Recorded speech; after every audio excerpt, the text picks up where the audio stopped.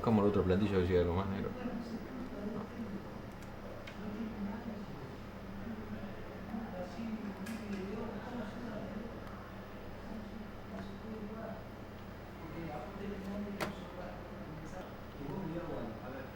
Ramos. Ramos hace de 20 años atrás y Ramos ahora. Sí. Vamos a la foto de Cabrera. La tenés ahí, la foto de Cabrera.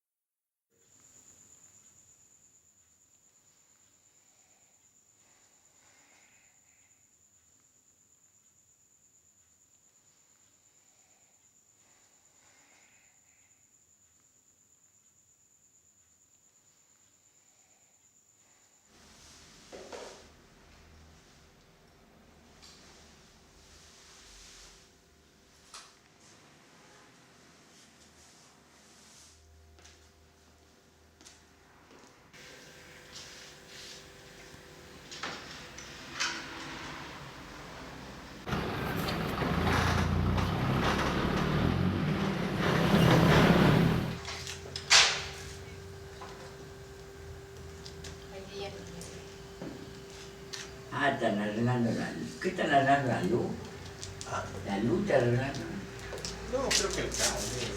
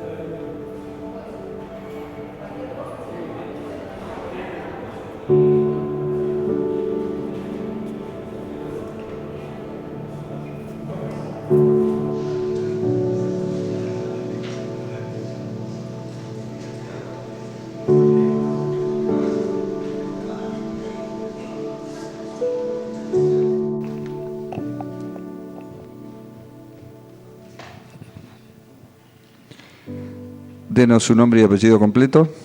Eduardo Rodolfo Costanzo, Edad, 74 años. fecha y lugar de nacimiento. 15 de mayo de 1935, San Miguel de Tucumán. Estado civil, Casado.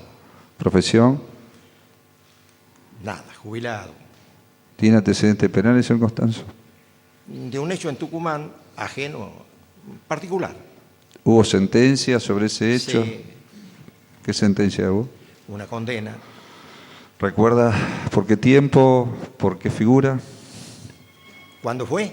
No, ¿por qué figura penal lo condenaron? ¿Por qué delito? Por homicidio en el año 1979. Un hecho en el 79, en el 4 de febrero, ¿Y qué condena, qué pena? de 12 años, Bien. en la cual estuve junto con Walter Pagano, que declaró con el nombre de Sergio Paz en Tucumán. Le pregunto si va a declarar o se va a abstener de hacerlo. Voy a declarar. Adelante, lo escuchamos. Yo era chofer, manejaba, cuando hacían detenciones, iba la gente que tenía que hacer las detenciones, uno manejaba nada más, yo quedaba en el auto. Yo nunca detuve a nadie, ni investigué, ni torturé a nadie, ni interrogué a nadie, ni maté a nadie. Y yo soy el que denuncio de los delitos que a mí me quieren incluir, denuncio quiénes fueron los ejecutadores. 3 están allá adentro, que son Guerrieri, Fariña y Ámelo. Quisiera, señor presidente, hacer algunas aclaraciones referidas a la ampliación indagatoria realizada el día 9 de noviembre por el señor Constanzo. Desmiento absolutamente todas las expresiones vertidas contra mi persona en esa oportunidad. Por supuesto, en anteriores declaraciones también. Todas son totalmente falsas. El capitán Fariña es uno de los que debe dar cuenta de todo lo desaparecido en la Calamita. Fariña es un integrante más de los vuelos de la muerte. Además, es el que estuvo junto al coronel Guerrieri, teniente coronel Lame y el comisario Rodolfo Isea cuando asesinaron a 14 personas en la llama de Intermedia, finca del teniente coronel Lame. Yo nunca vi una gota de sangre sobre un vehículo, jamás, que transportaban cadáveres, o llegar hasta la aberración que dijo acá el señor Constanzo en la instrucción, de que se tiraban de los aviones y que quedaba sangre en las alas. Lo escuchamos acá en la requisitoria, hablaba de los Hércules. El señor Constanzo no tiene idea de lo que es un Hércules, parece, porque el Hércules tiene las alas arriba del fuselaje. Ámelo me quiere desacreditar de lo que yo digo de cualquier forma. Primero pidieron un examen psicológico, no les dio resultado. Después dicen que miento. Lo único que vi una cosa que lo denuncié en el juzgado fue la muerte de ese muchachito Remo, un sanjuanito, que lo mató Ariel López, Alealdo, lo mató Ariel Porra, alias Puma, y lo mató Pelliza, alias Armando. Lo mataron como haciéndose arrancar una moto en el suelo. Yo cuando pasé a buscar mi pertenencia adentro, porque había tenido que cruzar por ahí, por el medio del hall, le dije, lo único, lo van a matar, no le peguen así. Cuando volví ya lo vi que Rodolfo Isá le echaba un paquete de sal en la boca. Y a la tarde, cuando fui yo, a las 3:30 de la tarde, volví a trabajar ahí, estaban todos reunidos ahí. Y dije, buenas tardes. Y, buena, me dijo Fariña, digo. Y me dice, mira ahí adentro, me dice. Y abrí una puerta, y abrí, y no miré, estaba muerto el pibe. Y le digo, está muerto.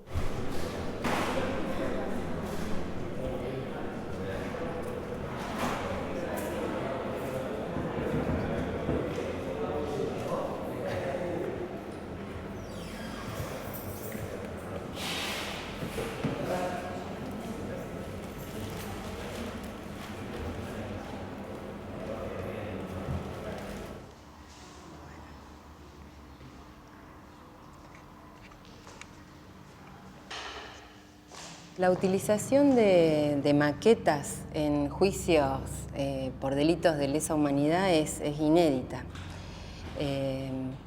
Y cuando se solicita este material, cuando al juez se le ocurre, buscamos antecedentes en nuestro país. Y un antecedente inmediato o cercano era Cromañón, pero los hechos de Cromañón habían sucedido apenas un año antes, ¿no? Y acá se trataba de hechos de 30 años atrás. Con lo cual, por eso es que las reconstrucciones espaciales, los documentos, tuvo un valor esencial, ¿no? Los planos de estos lugares no están y además nos familiarizamos todos con una problemática, una temática, una búsqueda muy específica dentro de la disciplina que tuvo que rozar necesariamente con antropólogos forenses, con arqueólogos, con otras disciplinas para poder recomponer esta encomienda que se nos había solicitado. Que estas son maquetas más grandes, o sea, han sido más incómodas, en los juicios sabemos que fueron incómodas, pero tienen mucho detalle de lo que es la percepción del que recorre los lugares. Entonces, por eso, o sea, estas maquetas que no son solamente la volumetría, sino que los espacios interiores son importantes y las estructuras. O sea, nosotros contábamos cuántas vigas había en los techos, porque hasta imaginamos que alguien en una situación de cautiverio o mucho tiempo en un lugar, hasta tenía tiempo de contar las vigas del cielo raso. O sea, esas cosas están en todas las maquetas tienen esa precisión, ¿no? Por ejemplo, nosotros siempre vamos dejando huellas de donde había una ventana y se cerró, donde hubo una puerta y se cerró. Y eso está registrado siempre en la maqueta. Esto tenía que ser un relevamiento y el lugar debía hablar. Nosotros no teníamos que tener contacto con sobrevivientes ni con testimonios de otras personas, sino que eran los lugares los que tenían que hablar. Por eso es que prestábamos atención a estos detalles. Esa fue también la pregunta, ¿cómo desde la arquitectura o por qué a un juez federal se le ocurre consultar a la Facultad de Arquitectura para encargar esto, ¿no? Y nos pareció importante también, porque tiene que ver con las garantías, con buscar garantías en el pensamiento o en el conocimiento científico, si se quiere, que es lo que aporta la universidad. Así que bueno, siempre agachándose, que era lo que sugerimos para reconocer, es donde en una maqueta uno tiene la percepción del que recorre, ¿no?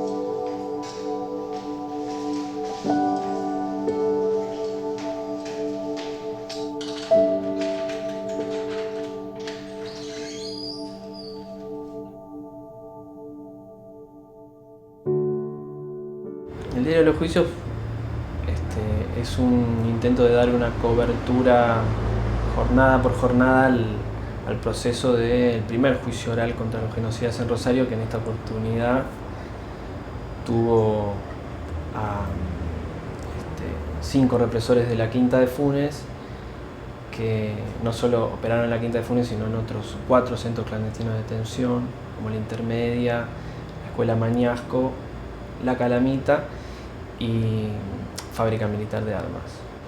Milito en Hijos y soy periodista, y las dos elecciones tienen que ver con una cosmovisión, con una convicción, y en ese sentido, como entiendo el periodismo yo, más allá que circunstancialmente en algún momento no esté militando en Hijos, sí lo entiendo con un rol muy específico, con un posicionamiento desde el cual uno escribe o relata o construye un relato, y en ese sentido yo no sé si se pueden plantear límites entre la militancia y el periodismo. Yo creo que el periodismo es un tipo de militancia.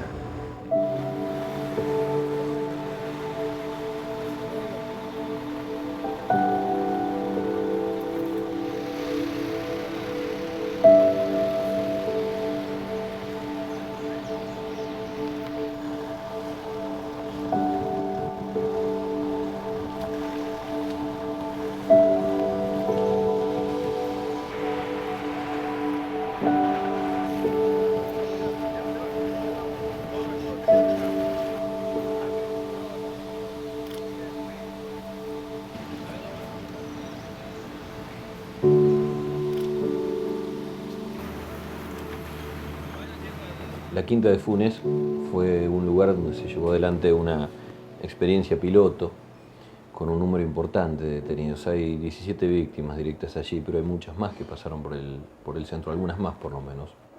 La situación en la Quinta de Funes era la de una experiencia piloto para tratar de sacar información a los detenidos, a los que se tenía allí secuestrados, ¿no? Detenidos desaparecidos, en definitiva. ¿Quiénes estaba? ¿A quién vio en la Quinta de Funes? A los mismos que estaban en la Calamita, o sea, los 14 que estuvieron en intermedia.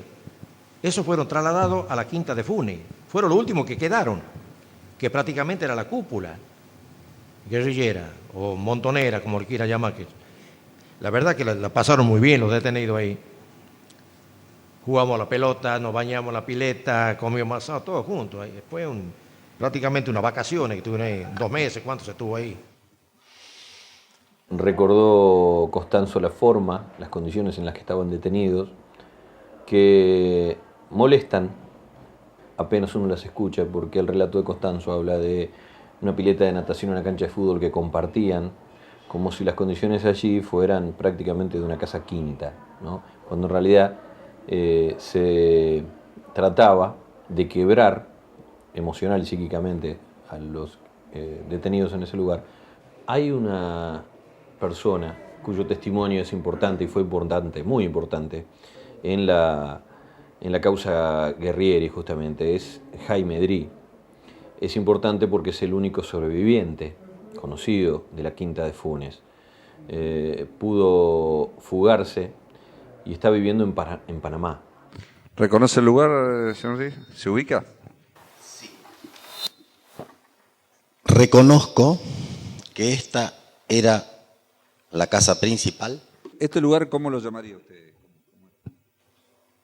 Esta es la Quinta de Funes, en donde estaba el grupo operativo. Aquí es el patio que hacía referencia, en donde se hizo el asado el 1 de enero, etc. Aquella es la casa donde dormíamos todos los retenidos, y aquí era el lugar donde eran estacionamientos y el lugar donde estaba, por lo menos desde aquí adentro, estaba la mesa de ping-pong y todos los equipos de impresión, etcétera, etcétera.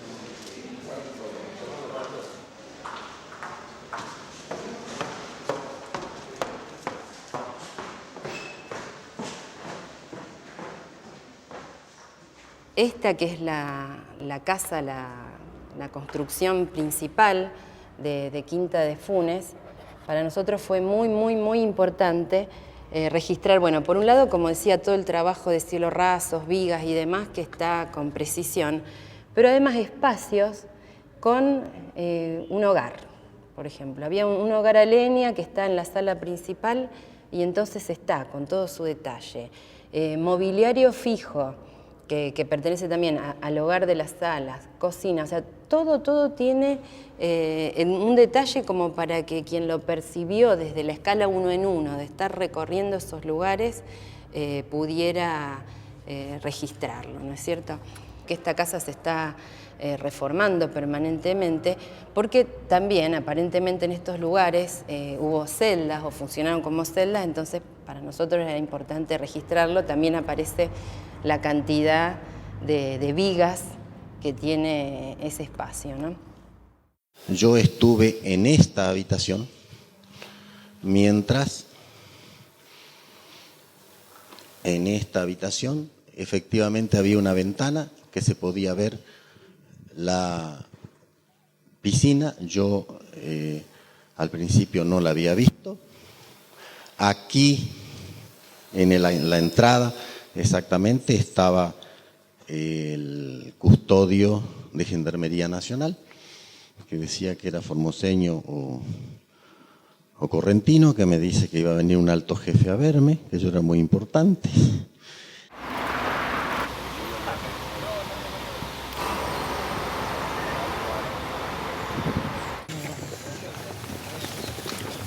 Y donde dormían, en esta casita.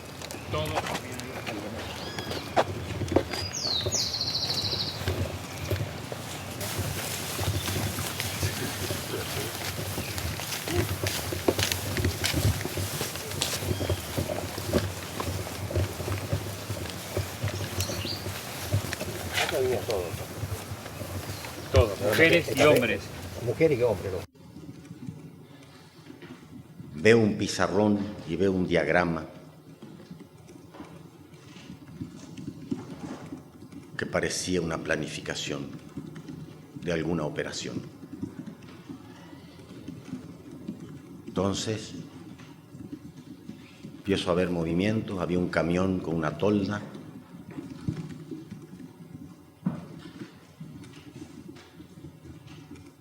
Y entonces me dicen, lo van a buscar a Tucho.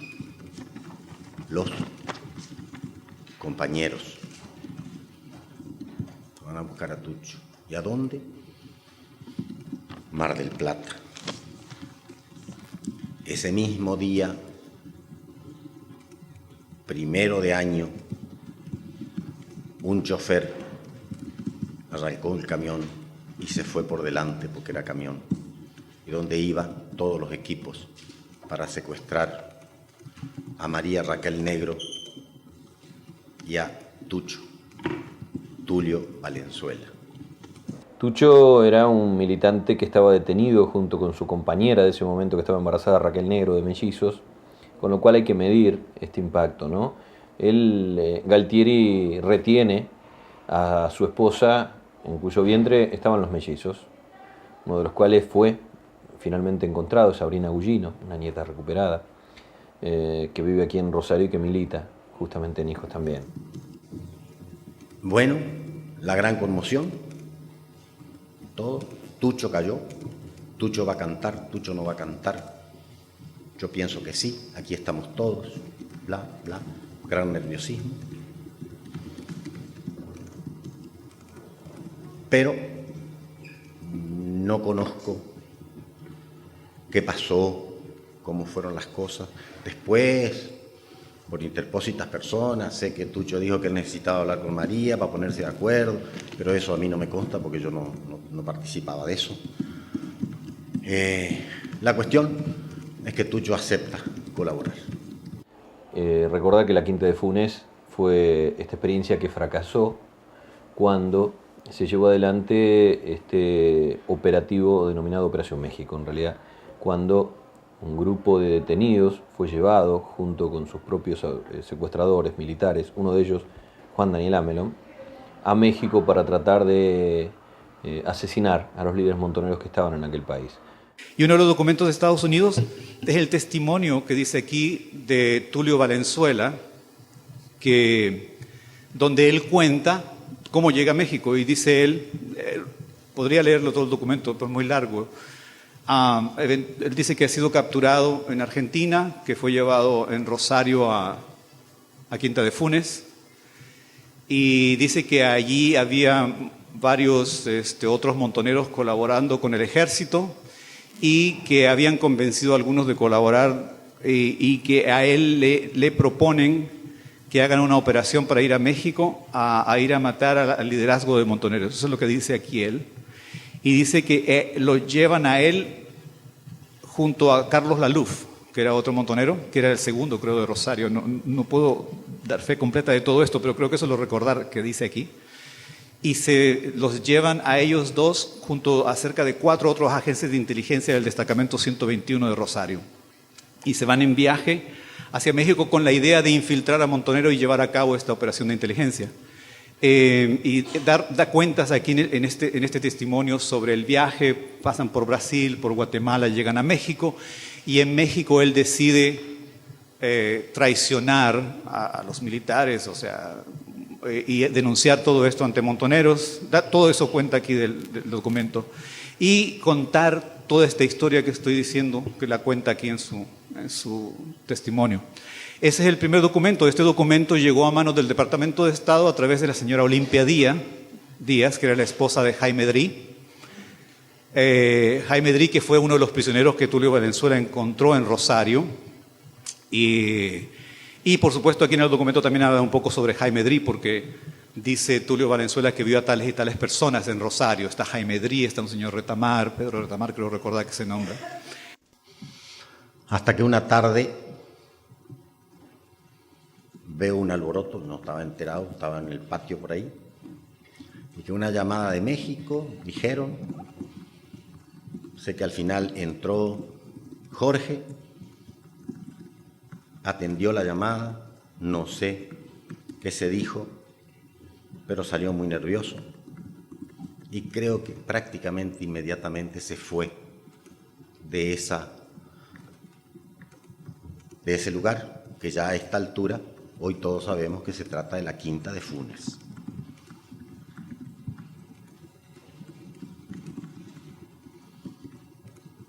El Foca, muy calladito, por ahí al lado de la mesa de ping-pong, me dice: pelado, no abras la boca, mira que nos van a matar a todos, porque Tucho se fugó. Cuando Tucho pisa suelo mexicano, organiza una conferencia de prensa, denuncia lo que pasaba en la Quinta de Funes, una experiencia que llevó adelante Leopoldo Fortunato Galtieri, jefe del comando del Segundo Cuerpo de Ejército.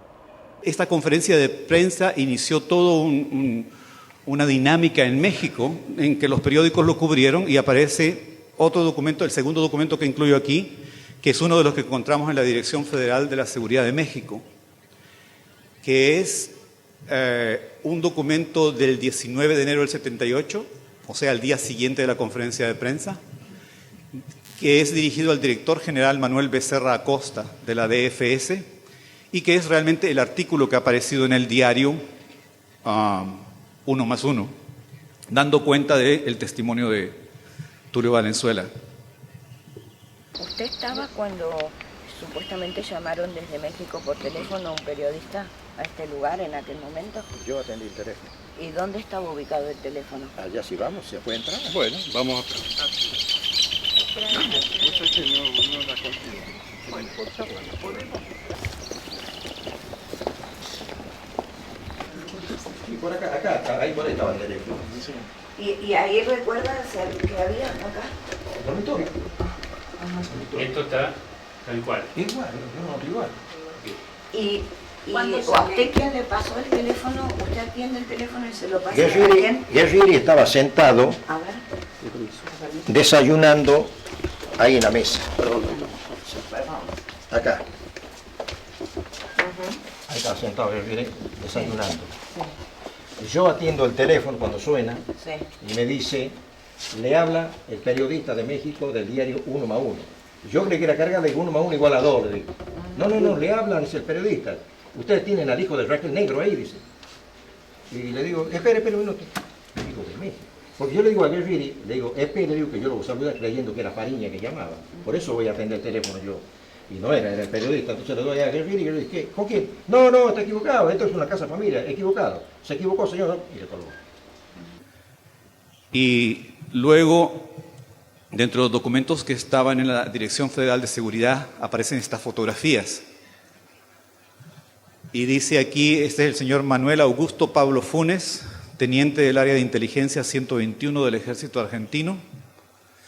Y luego dice que este señor nació en Rosario, sus padres que trabajan en los tribunales de Rosario, Argentina. Y luego aparece el señor Miguel Vila Adelaida.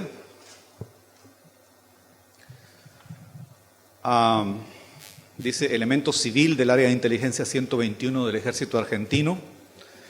Y da también una historia de vida de esta persona. Nació en Santa Fe, Argentina, estado civil soltero, es comerciante, etc. Este documento, para poder saber un poco más de quién se trataba, sospechaba yo de quién se trataba, lo que hice fue enviar, este documento lo escaneé y recorté la información y dejé nada más las fotografías y pude a través de una gran investigación encontrar donde se encontraba el señor Jaime Drí, que yo entendía era el único sobreviviente de este episodio. Y finalmente, después de una larga historia a través del Organismo de Derechos Humanos, pude llegar a contactarlo a él en Panamá. Y le envié la foto y le pregunto quién es esta persona, y ahí es donde él me dice, ese señor es Daniel Amelón. Y él me dice que el otro señor que está aquí es Carlos Laluf, que verdaderamente son los verdaderos nombres. En un operativo muy rápido, porque había sido alertada la comunidad internacional a partir del periodista del diario mexicano que pone en evidencia que en Rosario existía este centro piloto, ¿no? Llevado adelante por el gobierno militar. Deciden levantarlo de la noche a la mañana y en el apuro, obviamente, ubican al primer lugar que se encontraba disponible, y esto es una escuela pública, la Escuela Mañasco de Ceballos y Lagos. Allí había un director de apellido Bertotti, el Pelado Bertotti, un hombre que, según cuentan, era muy avesado en el arreglo de autos que eran apropiados, robados, directamente hurtados a las familias que eran víctimas de la represión, ¿no? Y allí se reciclaban, estaban en ese comercio también.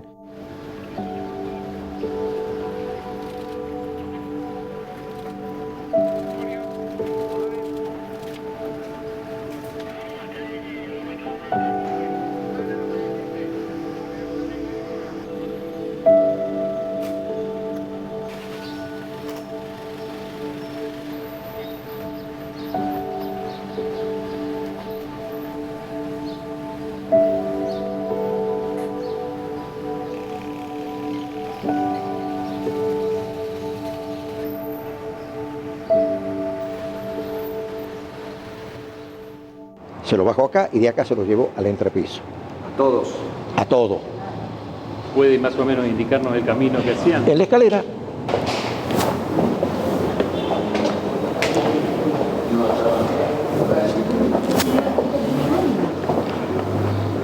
Doctor, si no estoy equivocado, este es el entrepiso.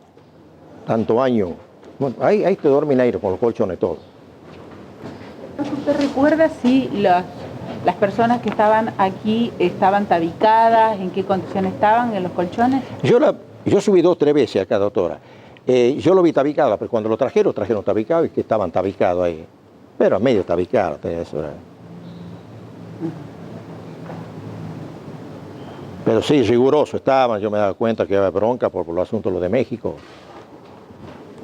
Estaban ¿Se los alimentaba acá? Acá creo que le daban de comer, sí. Porque el director de la escuela era Bertotti. Y Bertotti era un hombre del destacamento. Acá se desarmaban los autos.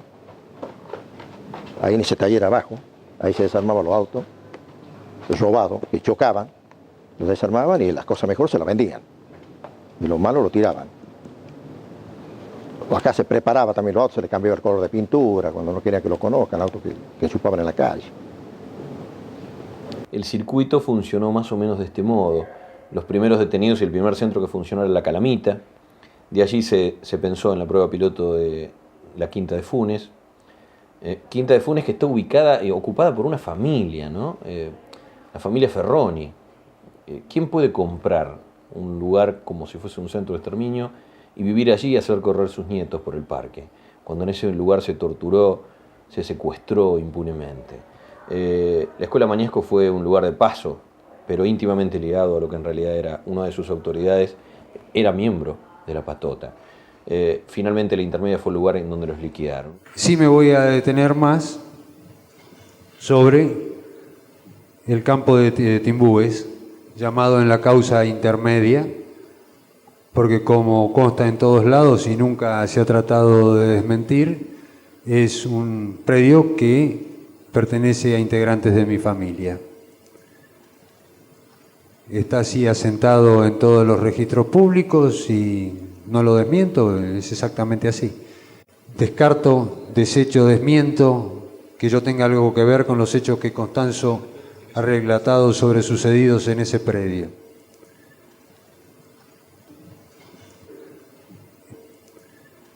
Porque uno de los miembros de la patota un oficial uniformado, ¿no?, con jerarquía como Juan Daniel Amelón, presta su casa quinta en la ciudad en la localidad de La Ribera, frente a la estación de servicio de YPF, para convertirla en un centro de detención y un campo de exterminio, que eso es lo que termina siendo la intermedia, ¿no?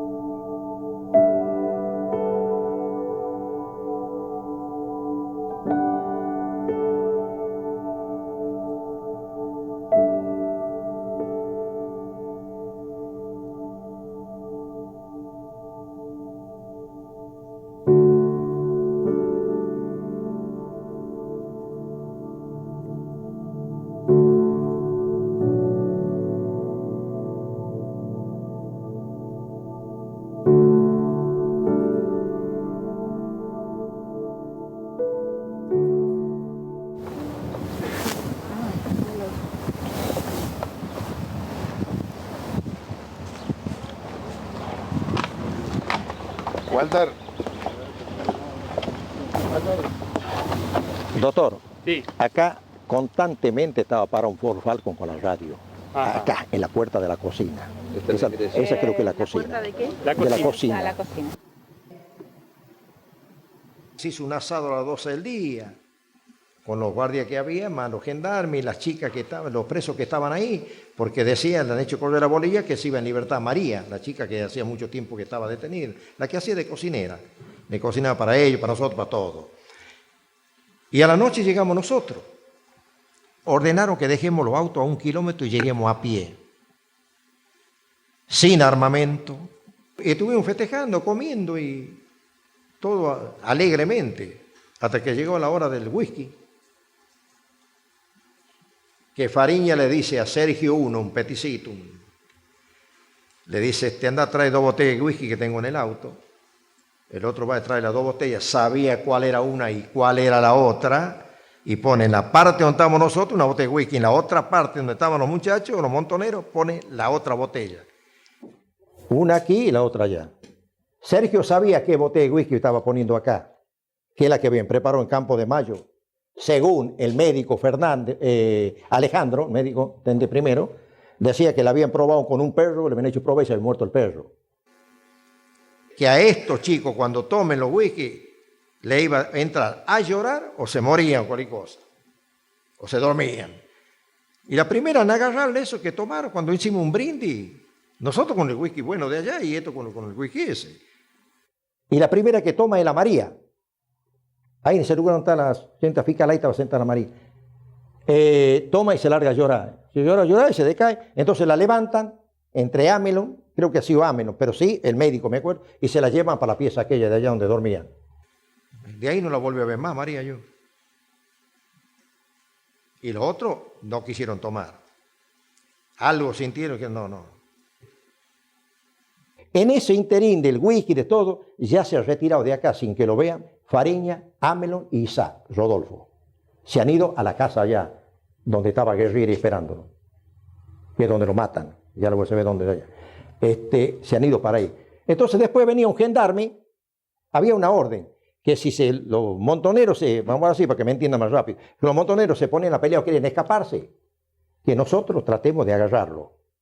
No teníamos armas, nadie tenía armas, tratemos de agarrarlo. Si en caso ganaban la cocina, la puerta de la cocina, que nosotros no salgamos, los gendarmes lo estaban esperando ahí con armas para bajarlo. Y cuando después de un rato de la fiesta, viene Guerrieri y se pone en la ventana esa, ahí de afuera, de verde y con el fal en la espalda. Y le dice que el general Jauregui que estaba, ya lo conté cuántas veces, que estaba allá está el general Jauregui en la pieza, allá en la casita esa, va a hablar con ustedes uno por uno. No le hablen de Perón porque Perón lo tuvo en cana él. Estamos, sí. Después venía un gendarme y llevaba uno por uno. Fulano, nosotros lo entregamos, se lo llevaba. Va, lo entregamos, le decíamos, ya anda, te llama. Y lo llevaba el gendarme y lo acompañaba hasta la casita.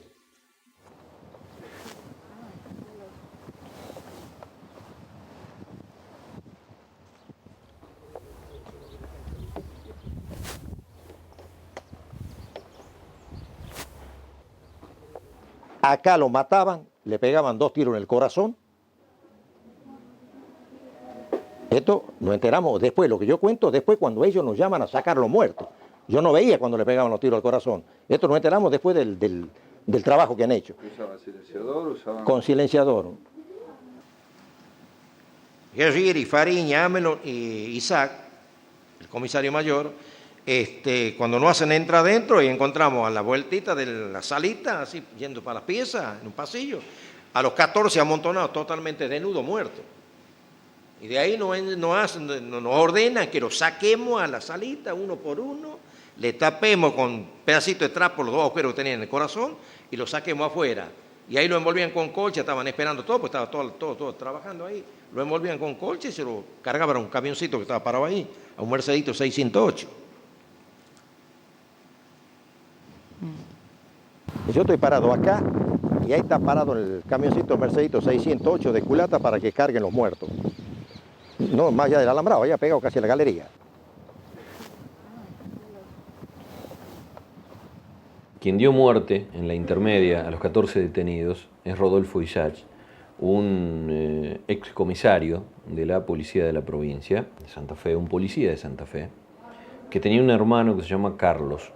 Ambos están prófugos de la justicia, a pesar de que hemos publicado en Rosario 12 las fotos de las casas en Ostende, cercanito a Pinamar, en donde está viviendo al menos Rodolfo, se supone que también Carlos, pero bueno, no hay órdenes de detención hasta el momento o no hay policía que lo encuentre. Según cuenta Costanzo, Rodolfo Isach tomó una ametralladora y les dio muerte a cada uno de los 14 detenidos. Incluso les tapaban las heridas con alguna venda porque debían ser trasladados en un camión hasta el avión en el aeropuerto de Fisherton y de allí se supone a la bahía de San Borondón donde arrojaban los cuerpos. Ponele plantilla. Esta es la casa de Isach. Esta es la casa de Isach en Pinamar. ¿Ves? Poneme la anterior. Esta es la casa de Isach en Pinamar. Mostrame Isach ahora. Este es Isach. Habría que trabajar esta foto, sacarle esto que dice sumario, ampliarle y poner en el centro. Y habría que trabajarle para sacarle esto. Este es Carlos Isach. La única foto que hay en Rosario de Carlos Isach. ¿Sabe qué pasó después con la gente con las 14 personas que, según usted, suben a unos camiones en la intermedia? ¿Cuál fue el destino? ¿Qué pasó con estas personas? ¿Qué pasó? Sí. La tiraron al mar. Habría que preguntarle a los tiburones quién comió a quién.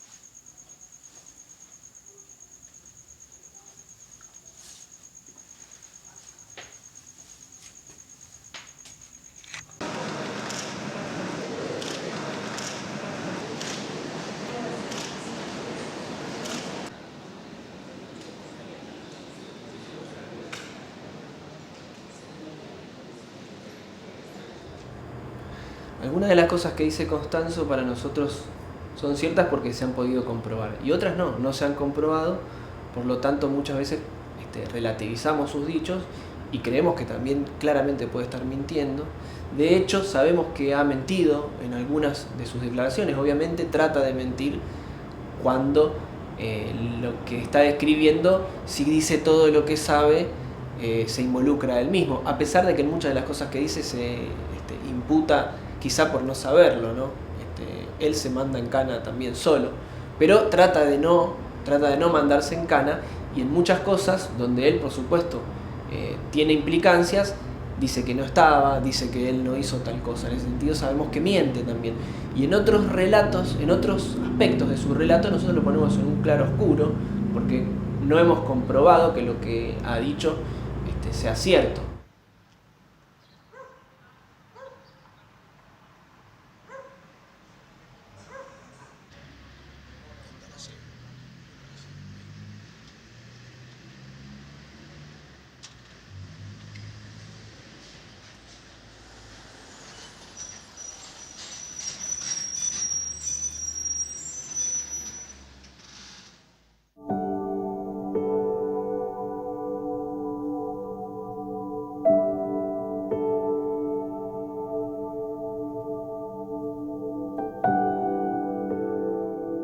Uno elige a lo mejor oficios como el periodismo, que son herramientas también que forman parte de las contiendas públicas. El periodismo no puede estar nunca ajeno de lo que pasa en la sociedad, todo lo que se debate, todo lo que forma parte de las tensiones que atraviesan a las sociedades como la nuestra, que son sociedades de conflicto, donde los trabajadores necesitan más derechos, donde nuestro país todavía es semicolonial, está atravesada de conflictos, una sociedad como la nuestra, donde hay violencia institucional en las calles, en las cárceles, donde hay tantas cosas irresueltas. El periodismo es un lugar donde se da también la puja por el poder. Entonces, bueno, el lugar que uno asume como periodista es también porque entiende que es un lugar interesante para también dar esa batalla, quizá en el plano cultural, en el plano simbólico. Y nosotros hemos elegido no esconder, digamos, esas pasiones o esas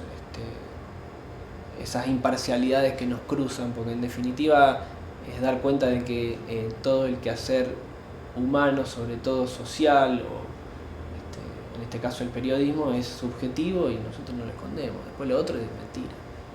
La objetividad es algo más de las ciencias duras para nosotros, y en todo caso es una búsqueda. La imparcialidad y la objetividad es una búsqueda que le corresponde a los jueces. Nosotros somos querellantes.